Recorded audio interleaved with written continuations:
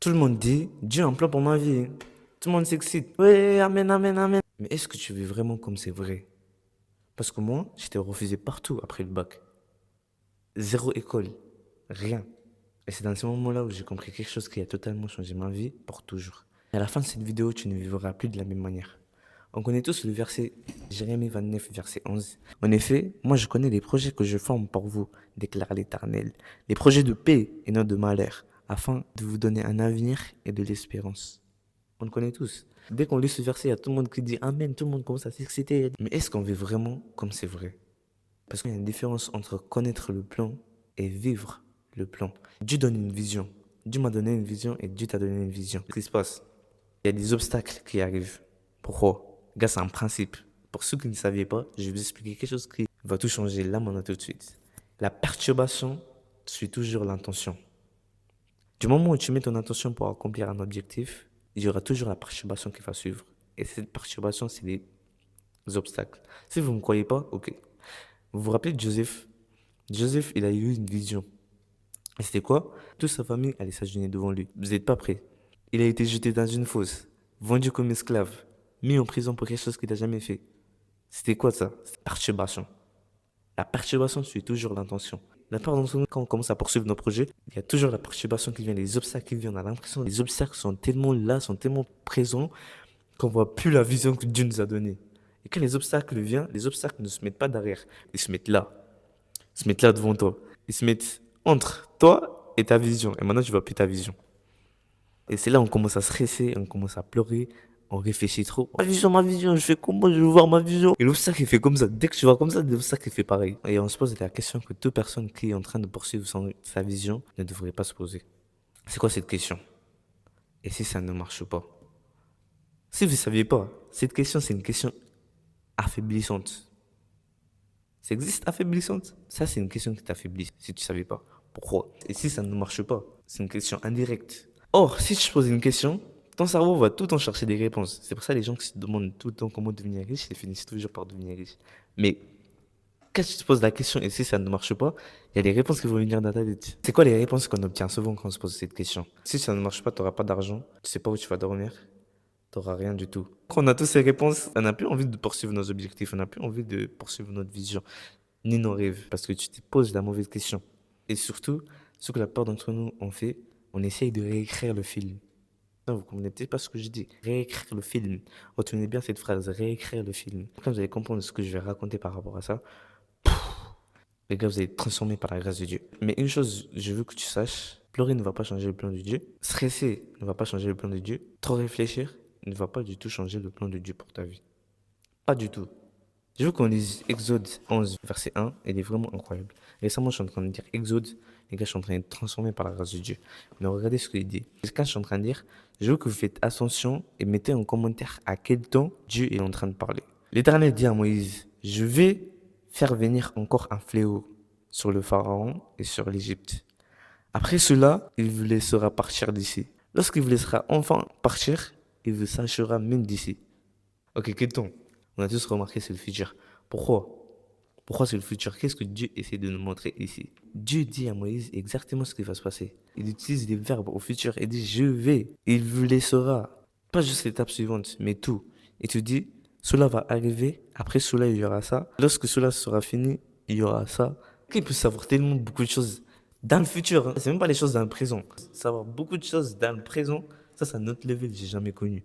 Et personne sur cette terre pourra connaître. Imaginez quelqu'un, il écrit le film, c'est le réalisateur du film, c'est l'éditeur du film, c'est le scénariste du film. Il connaît tout de A à Z. C'est que cette personne, c'est Dieu. C'est la seule personne qui peut parler au futur pendant que tu es en train de regarder le film.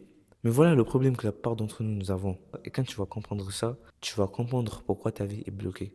Le problème que la plupart d'entre nous avons, on veut réécrire le film. Tu vois, dans ces moments-là où tu es par terre, dans ces moments-là où tu veux que ta vie soit comme ça, mais en réalité, c'est pas du tout en train de se passer comme tu veux que ça soit. Et c'est dans ces moments-là que tu décides de réécrire le film. Écrire le film, c'est pas ta part. Et toi, tu veux faire la part qui n'est pas la tienne. Écrire le film, c'est la part de Dieu. Je veux que tu saches une chose. Le film est déjà fini. Temps mort. T'es venu en retard. Tu peux plus modifier un script. Tout a été déjà enregistré. Le film est fini. Tu peux rien changer. Vous savez pourquoi la part dans son nom veut changer le film? Parce qu'on a l'impression que tout va à l'encontre de ce qu'on désire. On veut que notre vie se passe comme ça, mais ça va comme ça. On veut qu'on soit comme ça, mais cela arrive. On veut avoir ça, mais on a ça. Maintenant, on veut changer le script. Maintenant, c'est nous, on veut prendre la place de l'éditeur. On veut prendre la place de la personne qui a mis tout en scène. Mauvaise nouvelle. Je déteste ramener les mauvaises nouvelles. Il y a quelqu'un qui doit ramener les mauvaises nouvelles, malheureusement. Mauvaise nouvelle, tu peux pas. Tu peux pas modifier le film. Le film est déjà fini. Mais je veux que ça, c'est une chose. Dans ton film, avec Jésus, le truc le plus incroyable, avec Jésus, tu gagnes. Ce que tu as à faire, c'est de jouer ton rôle le mieux possible. Qu'est-ce que ça veut dire quand je dis jouer ton rôle le mieux possible? Depuis tout à l'heure, je suis en train de dire faire ta part, laisser Dieu faire sa part. Ok, dans Proverbe, c'est tellement incroyable comment la sagesse parle. La Bible dit, l'instruction de la sagesse est crains l'éternel. Et on sait tous qu'avec la sagesse, c'est pas moi qui l'ai mis, c'est déjà dans la Bible. Proverbe 8, verset 18, ça dit, avec moi, c'est la sagesse qui parle. Avec moi sont les richesses, l'honneur, la gloire et la prospérité. C'est pas moi qui l'ai mis, c'est déjà dans la Bible. Qu'est-ce que la sagesse est réellement en train de dire? La sagesse est en train de dire, fais ta part, moi aussi je ferai ma part. Mais la part entre nous, on se focalise sur les richesses, on se focalise sur la gloire, on se focalise sur la prospérité, sur l'honneur, et y a pas de problème. Ça doit être l'une des dernières choses où on doit se focaliser. La première chose qu'on doit être focalisé, la toute première chose, c'est ce que la sagesse nous dit. Et c'est quoi? Crains l'éternel. Mais la part d'entre nous, on ne veut pas faire notre part. Ceux qui craignent l'éternel, on veut faire la part de la sagesse. Sagesse, donne-moi les richesses. Non, arrête. C'est pas ta part. Ta part, c'est craindre l'éternel. Et c'est la même chose ici. Comment c'est la même chose? Dieu a déjà fait sa part. Nous, ce qu'on doit faire, c'est céder à Dieu. Et regardez ce qui se passe quand tu t'alignes avec le plan de Dieu. Cette droite, c'est le plan de Dieu pour ta vie. Vous voyez combien il est droit ce plan? C'est incroyable, les choses avec Dieu sont alignées, sont droites, sont parfaites. Notre plan, je le mets en bas parce que, vas-y, non, on n'a aucun plan. En réalité, beaucoup pensent que c'est mon plan, c'est mon truc. En réalité, il n'y a pas de mon plan, il n'y a pas de mon truc. Soit tu vas céder au plan de Dieu, soit tu vas céder au plan de ce monde, au plan du diable. Et le diable veut te détruire. Choisis bien. Le plan qu'on veut faire, tac, tac, tac, tac, ça va nous emmener comme ça. Après, boum, boum, la chute. Ça, c'est le plan qu'on pense, c'est notre plan. Vous savez pourquoi vous avez l'impression que le plan de Dieu est comme ça? Parce que en numéro un, t'es pas sur le plan de Dieu. Et numéro 2, parfois tu vas dans le plan de Dieu, et quand tu vois que tout va bien, dans le plan de Dieu, tu as tout ce que tu veux. Beaucoup sortent dans le plan de Dieu pour aller un peu kiffer les choses de ce monde. Puis s'aligner avec le plan de Dieu. J'ai regardé une vidéo de Marlon Godin l'autre jour, il disait, enfin, avant de vous dire ce qu'il disait, je veux que vous compreniez une chose. Dieu nous a créés, on est rois dans la mission qu'il nous a donnée. On est des rois et des reines sur la vision que Dieu nous a donnée. C'est pour ça que Jésus est le roi des rois, le Seigneur des seigneurs. Jésus est le roi des rois. Mais Marion Godin disait quelque chose d'incroyable l'autre jour, et c'était vraiment incroyable. Qu'est-ce qu'il a dit? Il a dit, ok, il faut que j'accélère, parce que là, imagine, tu es un roi, tu sors de ton royaume, tu vas dans ce monde pour devenir esclave à ce monde, puis pour revenir chez toi pour être roi. Ça n'a aucun sens. Moi, je préfère être roi toute ma vie. Et vous voulez comprendre pourquoi ceux qui suivent le plan de Dieu, ils ont l'impression que tout est fluide. Quand tu fais seulement une chose, quand tu cèdes à Dieu et tu le crains, tu détestes le mal et tu fais ce qu'il aime. Mais attendez, il se passe encore quelque chose d'incroyable. Construis ton rôle le mieux possible. C'est Matthieu 6, verset 33, où ça dit recherchez d'abord le royaume de Dieu. Qu'est-ce que ça veut dire? Rechercher d'abord le royaume de Dieu, ça veut dire craindre l'éternel, numéro un. Numéro 2, il va te donner quoi désirer. Et ça, ça devient incroyable. Généralement, ce que Dieu te donne à désirer, c'est déjà quelque chose que tu désires. Quand je dis les gars s'aligner avec le plan de Dieu, c'est ce qui est incroyable. Après, servir les gens et plaire à Dieu. Notre part, c'est là. Le reste, laisse Dieu gérer son truc. Ok, c'est bien beau le film, mais comment faire concrètement pour ne pas m'inquiéter quand les choses deviennent difficiles? J'arrive, mais avant, laisse-moi te raconter quelque chose. Ah les gars, il fallait me dire, vous voyez pas les gars. Là, vous voyez mieux? Cette année qui vient de se terminer, j'étais en terminale et j'ai passé mon bac. Mais je veux que vous compreniez une chose. On dirait que j'étais en année sabbatique cette année. Alors que j'ai pas mis du tout une année sabbatique. Cette année, j'ai rien fait, j'ai pas travaillé du tout. Attention, à l'école. J'étais pas du tout investi à l'école. J'étais investi dans mes projets. Toute l'année, je suis en train de travailler sur mes projets. Et le moment le plus drôle, là maintenant c'est drôle, mais avant les gars, c'était pas drôle. C'était quoi ce moment? À chaque fois quand c'était les vacances, on donnait des devoirs pour la rentrée. Et on avait des évals pour la rentrée. Or, moi, tous les 2 semaines, j'étais en train de travailler sur mes projets. Et quand il reste 1 à 2 jours pour la rentrée, c'est là où je réalise, j'ai une éval à la rentrée. J'ai une éval à la rentrée. Là, je vais faire comment? Et je me rends compte à quel point il me reste 12 jours. Et je peux pas apprendre le cours en 12 jours. Enfin, je peux l'apprendre. Mais j'avais pas envie de l'apprendre pendant 12 jours. Donc je l'ai laissé. Et après, à la rentrée, bien évidemment, boum, je subis les conséquences. Boum, j'ai des 3 sur 20. 3 sur 20. Les gars, c'était le moment-là des vacances. Juste avant la rentrée. Donc, les gars, c'était chaud. Et là, maintenant, c'est Parcoursup. Parcoursup, c'est quand? C'est en janvier, c'est en février, je crois. Parcoursup arrive. Et comme vous savez tous très bien, tu ne récoltes pas ce que tu n'as pas semé. En plus, avant, j'étais en train de réaliser à quel point le marketing, la vente, le leadership, le management, c'est vraiment nécessaire. Et c'est quelque chose qui m'intéresse énormément. Et je me rendais compte à quel point l'école, ça offre des compétences sur ça. Parcoursup arrive, j'ai mis quelques écoles vraiment très rapidement. Maintenant, les résultats arrivent. Quand les résultats arrivent, mon téléphone, j'arrive pas à me connecter sur mon téléphone. Et je vois tout le monde en train de chanter. Ouais! Le mec, il se donne des câlins. Et je me suis dit, vas-y, on verra bien quand je vais rentrer chez moi. Déjà, mon téléphone, il marche pas. Je vais pas commencer à trop réfléchir sur ça. Je rentre chez moi. Mais avant, il faut savoir, j'avais mes 2 écoles. Parce que moi, tout au long de l'année, je me suis dit, je vais arrêter l'école. À la fin de Parcoursup, j'ai mes 2 écoles. Et là, maintenant, les résultats arrivent. La première école, refusé. Je me dis, waouh, c'est chaud. Mais les gars, je me dis, c'est chaud. Mais à la fois, vous regardez ce que je me suis dit. Je me suis dit, ok, parfait. Si j'étais pas pris, mon histoire de comment je suis devenu riche avec Dieu devient de plus en plus incroyable. Je suis sur une liste d'attente, les gars. Même là, maintenant, je suis toujours en liste d'attente, juste pour vous dire à quel point c'est chaud. Et là, je suis en train de rigoler, mais les gars, c'est sérieux. Quand les résultats sont tombés, ça a commencé à me taper sur le cerveau. Vous vous rappelez quand je vous ai dit que je voulais arrêter l'école? Tout le monde commençait à me parler, me disait qu'est-ce que tu peux obtenir en allant à l'école, sachant que l'école c'est gratuit, il n'y a pas tout le monde qui peut avoir ça. D'un coup, il y a tout ça qui commence à venir dans ma tête. Je comprends plus rien, je réfléchis trop. Je réfléchis à mon avenir, je me dis, mais si je vais pas à l'école, qu'est-ce qui va se passer? Je réfléchis tellement trop à l'école, dans le transport, à la maison, je fais que réfléchir. Réfléchir, j'arrête pas de réfléchir. Et là, d'un coup, je commence à pleurer. Il y a des larmes qui sortent. Vous savez, les gars, je pleure rarement. Je pense que vous aussi, vous pleurez rarement. Mais les gars, là aussi, j'ai pleuré. Je me suis dit, mais qu'est-ce qui va se passer si j'ai pas d'école? Je pleure. Et c'est là où je me suis dit une phrase dans ma tête qui a totalement tout changé. Et cette phrase peut totalement changer la manière dont tu vois les obstacles. Je me suis dit, il faut que j'arrête de vivre comme si le plan du Dieu n'est pas réel. Et si Dieu veut que je réussisse, pourquoi il m'aurait laissé travailler sur tout ça jusqu'ici? Pourquoi il m'aurait laissé travailler sur mes projets, sur mes vidéos YouTube, sur des vidéos de motivation? Pourquoi il m'aurait laissé? Et si vous voulez vraiment que je réussisse, il m'aurait arrêté au plein milieu de ce que j'étais en train de faire pour me faire revenir à l'école, pour me faire intéresser à l'école. Mais pourquoi il n'a pas fait? Et là maintenant, par la grâce de Dieu, je tiens à remercier Dieu. Il est en train de se passer quelque chose d'incroyable dans ma vie. Je suis en train de faire des choses que je n'aurais pas fait si je n'avais pas pris ce chemin-là. Je suis en train de faire des choses que je n'aurais pas fait. Je suis en train de lire des livres que je n'aurais pas lus. Je suis en train de devenir une personne que je n'aurais pas devenue si j'étais toujours concentré à l'école. Et les gars, je vous dis par la grâce de Dieu, ce que je suis en train de devenir là maintenant, c'est bien plus mieux que ce que je serais devenu si j'étais concentré à l'école. C'est pour ça, à la fin, dans ma tête, je me dis toujours quelque chose. L'école, c'est fait pour créer des pardons. C'est vrai, mais à la fois, c'est pas vrai parce que ça donne des compétences. Mais à la fois aussi, c'est vrai. Je vais pas aller trop loin parce que là, j'ai plus le temps. Mais je me rends compte que tout ce que je suis maintenant, tout ce que je fais maintenant, tout ce que j'ai maintenant, vient de ce chemin que j'ai entrepris avec Dieu. Chaque étape était dans le film.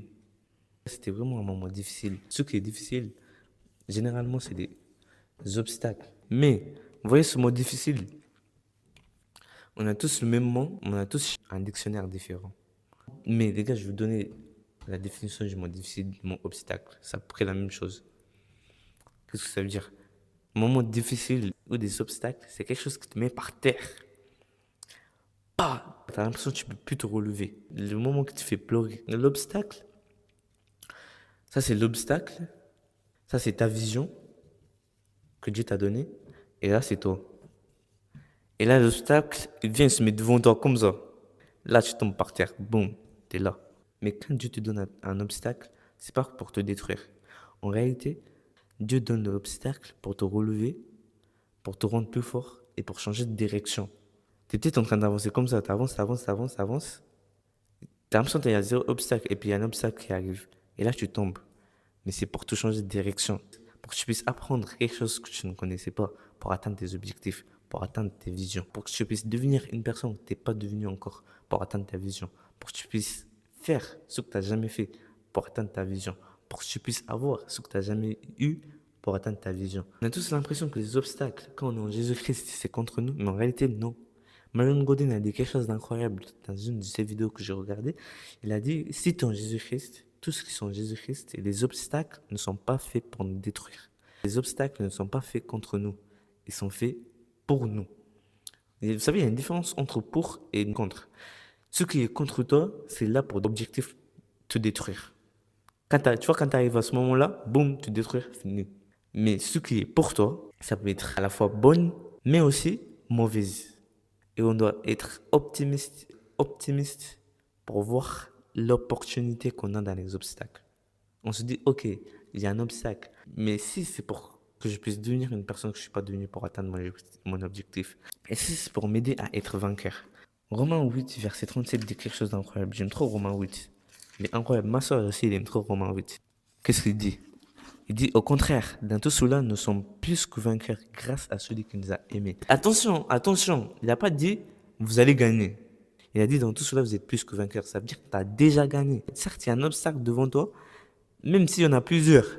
Crois-moi, tu as déjà gagné. Ok, je sais que maintenant, les obstacles font partie du plan, mais comment je fais pour ne pas perdre la paix quand je suis dedans, quand je suis dans les obstacles? Comment je fais pour ne pas perdre la paix?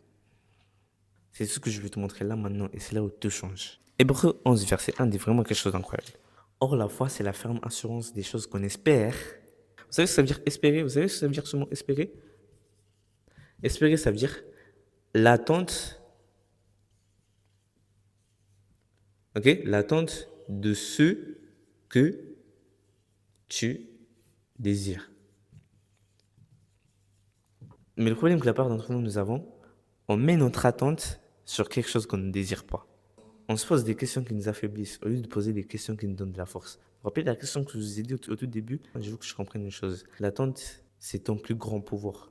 J'ai regardé une vidéo de Myron Golden l'autre jour. Il a dit, si tu vis dans le manque a d'abord existé dans ton attente avant qu'il existe dans ta réalité. Si tu attends quelque chose que tu ne désires pas, tu auras quelque chose que tu ne désires pas. Et là, j'ai découvert quelque chose dans un livre qui m'a tout expliqué. Et quand je vais voir ça, tu vas comprendre pourquoi certaines personnes avancent alors que d'autres restent bloqués. C'est quoi? Imaginez un bonhomme. Ah, c'est le cœur. Vous allez savoir pourquoi j'ai fait le cœur. Il existe un principe qui dit tes pensées définissent tes ressentis et tes ressentis définissent tes actions et tes actions définissent tes résultats. Et puis ça se répète.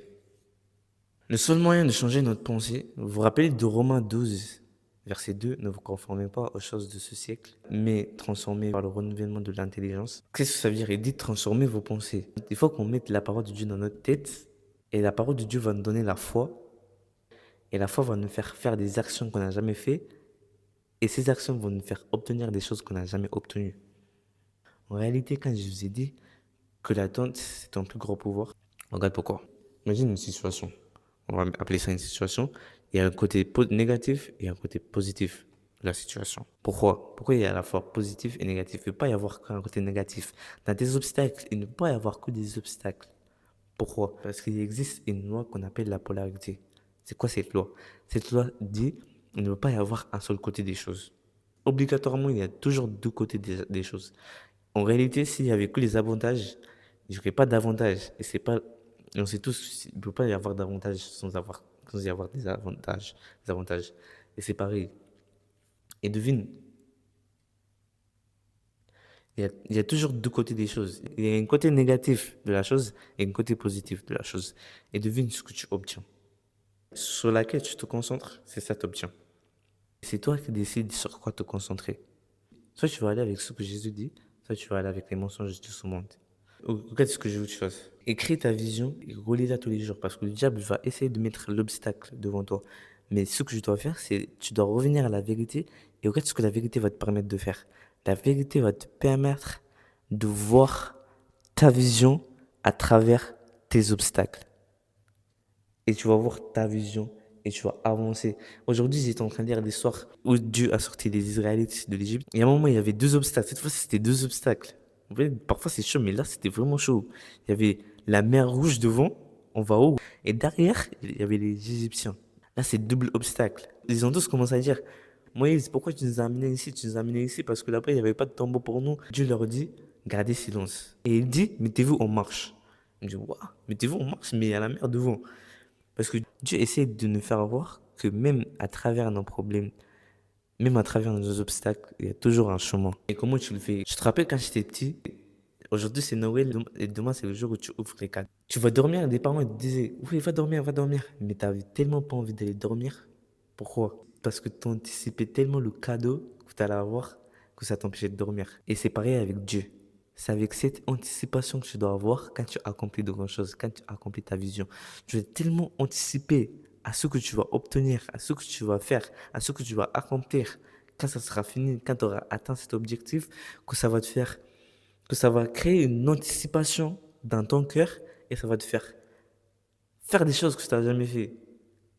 Même si tu as l'impression que tu vois aucun résultat, mais tant que tu es toujours focus sur la chose que tu veux devenir, sur la personne que tu veux devenir, ça va te faire des choses que tu n'as jamais fait et tu vas obtenir des résultats que tu n'as jamais obtenus.